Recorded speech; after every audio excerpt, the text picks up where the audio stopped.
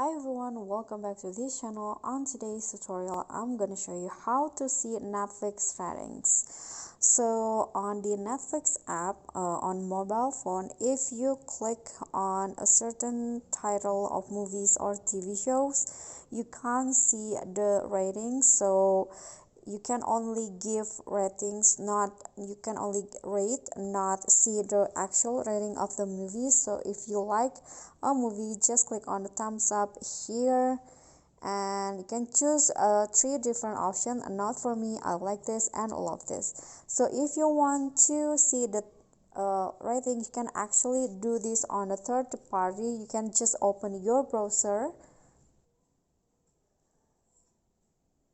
Okay, and then you can just type in certain movies or TV show titles that you want to find its rating.